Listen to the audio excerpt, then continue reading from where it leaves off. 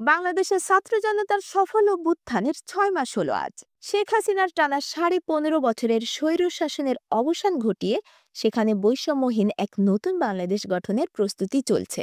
দেশের আর্থসামাজিক ও রাজনৈতিক পরিবর্তনের আকাঙ্ক্ষা জাগরিত হয়েছে জনমনে। নতুন প্রজন্মের অতিশয় দৃঢ় শপথের সামনে ফ্যাসিস্ট সরকার বেশি দিন টিকতে পারেনি। জুলাই আগস্টের আন্দোলনে বিপ্লবে পতন হয়েছে একনায়কতান্ত্রিক শাসনের, স্থলাভিষিক্ত হয়েছে বৈষম্যহীন ছাত্র সমর্থিত সরকার। নোবেলজয়ী অর্থনীতিবিদ প্রফেসর ডক্টর মোহাম্মদ ইউনূসের নেতৃত্বে হয়েছে অন্তর্বর্তী সরকার। দেশের স্বাধীনতার আখ্যান পুনর্গঠন করার খবর অত্যন্ত গুরুত্বের সাথে প্রকাশ করেছে জনপ্রিয় ব্রিটিশ সংবাদ মাধ্যম ফিনান্সিয়াল টাইমস। বিশ্বব্যাপী এই মিডিয়া হাউজে প্রায় 3,000 কর্মীর মধ্যে 40টি দেশের 700 জন সাংবাদিক রয়েছেন। We are trying to make history right, Bangladesh rewrite it's past শিরোনামে সোমবার প্রকাশিত একটি প্রতিবেদনে বলা হয়েছে, আগস্ট মাসে শেখ হাসিনাকে উৎখাতকারী ছাত্র বিদ্রোহের জন্মভূমি ঢাকা বিশ্ববিদ্যালয়। সেখানে হাসিনার প্রয়াত পিতা স্বাধীনতার নায়ক শেখ মুজিবুর রহমানের দেয়াল চিত্র বিকৃত করা হয়েছে। তার ছবিতে লাল রং মেখে ছাত্র জনতা এবং তাকে ফ্যাসিবাদের প্রতীক বলে অভিহিত করা হচ্ছে। মুজিবের ধানমন্ডি 32-এর বাড়িটি পুড়িয়ে দেওয়া হয়েছে। বিভিন্ন স্থানে শেখ মুজিবের মুরাল এবং মুজিব কর্নার ভেঙে ফেলা হয়েছে। বিদ্রোহে অংশ নেওয়া ঢাকা বিশ্ববিদ্যালয়ের আইনের ছাত্র মোহাম্মদ আবু বাকের মজুমদার এফটিকে বলেছেন, আওয়ামী লীগ গল্প, কবিতা এবং শিল্পকর্মের মাধ্যমে একটি মিথ্যা মুজিববাদী আদর্শ তৈরি করেছে।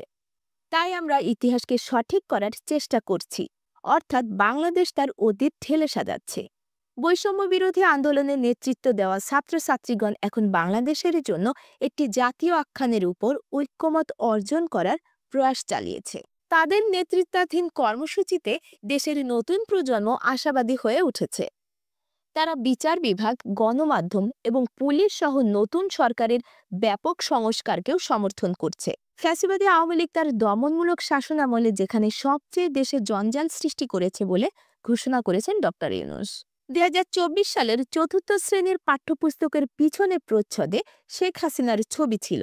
এখন আগস্ট বিপ্লবের ছবি এবং স্লোগান রয়েছে। এভাবে হাসিনার ছবি এবং উক্তি পাঠ্য বইয়ের পিছনে প্রচ্ছদে স্পষ্টভাবে প্রদর্শিত হতো।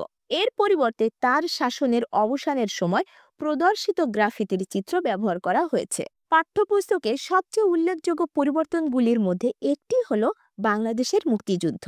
হাসিনার সরকার কর্তৃক মুদ্রিত স্কুল পাঠ্যপুস্তকে মুজিবকে জাতির পিতার ঘোষণা দিয়ে একক মর্যাদা দেয়া হয়েছিল। 2025 সালের আপডেটে অন্যদের অবদানের কথাও যুক্ত হয়েছে। এমনকি জিয়াউর রহমানের চট্টগ্রাম থেকে স্বাধীনতা সম্প্রচারের উল্লেখ রয়েছে। Bangladesh institute of peace and security স্টাডিজের senior research fellow Shafqat Munir বলেছেন, 1971 কেবল একজন ব্যক্তির নয়। বাংলা একাডেমির সভাপতি আবুল কাশেম ফজলুল হক বলেছেন, গত 15 বছরে কি ঘটেছিল এখন তা প্রকাশ পাচ্ছে। জোরপূর্বক গুম, গোপন নির্যাতন, কক্ষ খুন করে তাদের মৃতদেহ নদীতে ফেলে দেওয়া হয়েছে, যা ফ্রান্সের একাডেমি ফ্রাসেজের সমতুল্য। এখন মানুষ সেই গল্পগুলো আবিষ্কার করছে।